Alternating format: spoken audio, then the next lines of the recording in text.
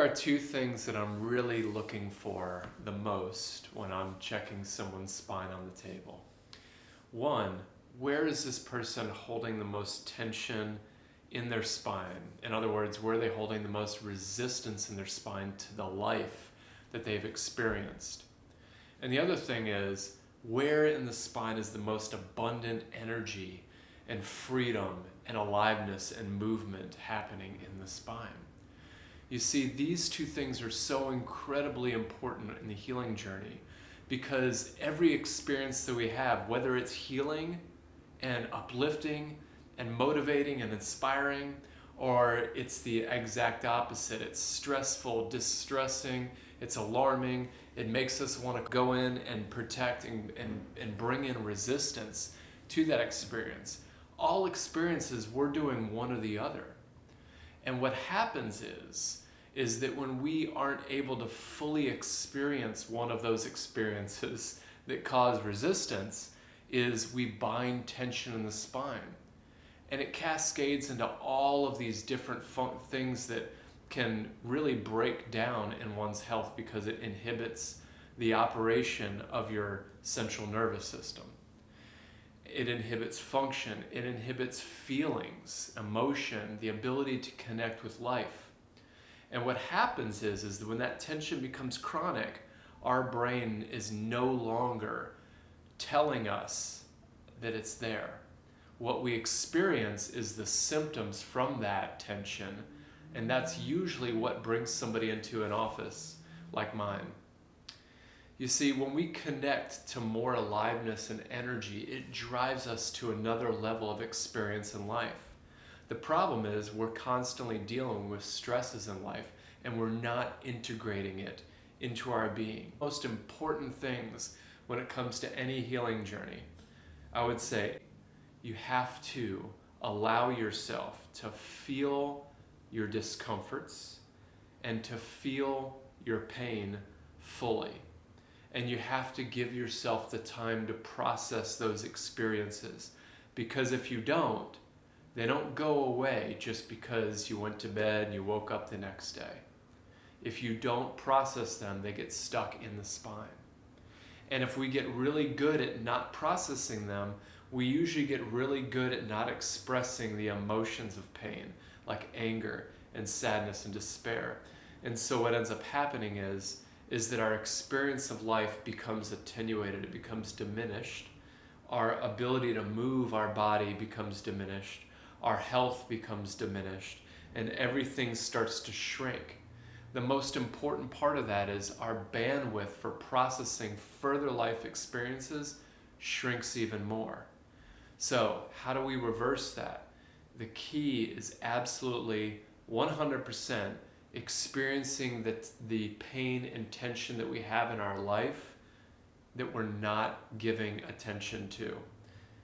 And when somebody comes into my office, that's what we're helping someone to connect to.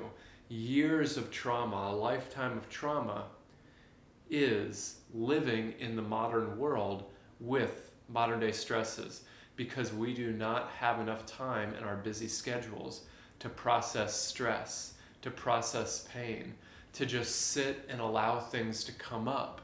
Because what ends up happening when you sit long enough is we pacify ourselves. We pull out the phone. You might not even thought, I need to pull out my phone. It just happens. There it is. It's in my hand now, and I'm scrolling away. Or we turn on the TV. It's always one thing after the next.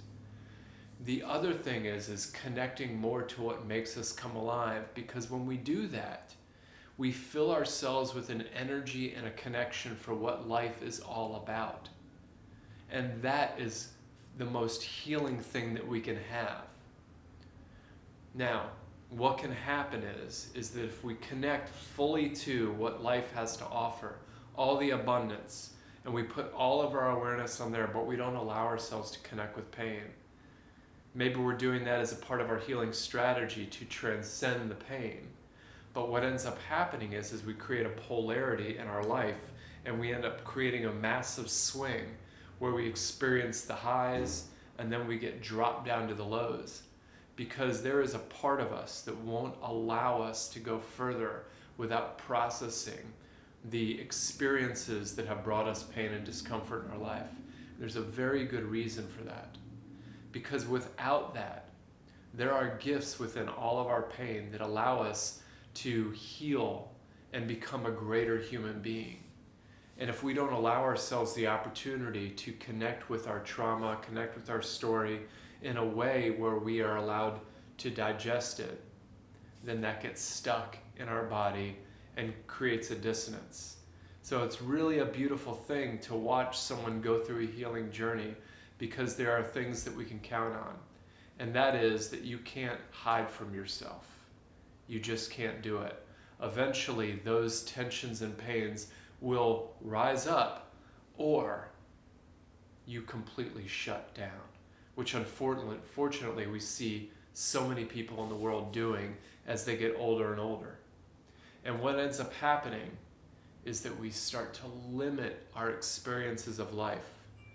I can't move, so I do less movement. I can't feel these things. I have pain when I go and do this and that. The more I think about all these human experiences, the more I'm reminded of how much I've lost. So what do? I diminish and reduce the amount of human experiences I have and connections with other people that I have. And unfortunately, we see so much, and I see so many people in my office that are in their older years, and they have whittled their life down to something very small, where they don't experience life on a bigger level. And that does not need to happen. We can always expand our container, because the beautiful thing about the nervous system is that it is neuroplastic, which means it constantly changes.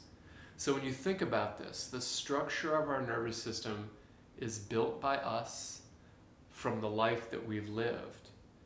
And if the life that you've lived has left you with a nervous system, a structure that is not capable of living the life that you're wanting to live, that needs to be addressed. But it can be addressed, it can be healed. And what happens is it expands the bandwidth of your nervous system so that you can have more experiences. You can actually learn to move your body more, to take up more athletic activities even in your older age, to experience more feeling and more depth and more passion. The whole thing of you can't teach an old dog new tricks is because so many nervous systems are overloaded. But if you allow your nervous system to heal, it has a greater capacity to take in new information, because you have cleared out the cache of old noise. All of this is possible for any human being. But we have to connect to the pain and discomfort and the things that we are constantly trying to pacify ourselves from feeling in order to clear that out. And when we do, when we connect to what makes us come alive, it fills and supercharges our human body, our nervous system, our heart, our soul to grow and expand. It's how it's built. And you can always have more. You can always have a greater experience.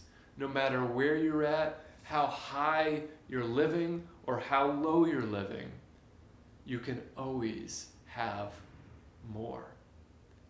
More depth, more rich, a deeper connection with life, with you, with your loved ones. Don't ever accept less. Don't ever listen to someone that tells you that you have to accept less. These three things are all you need to have more.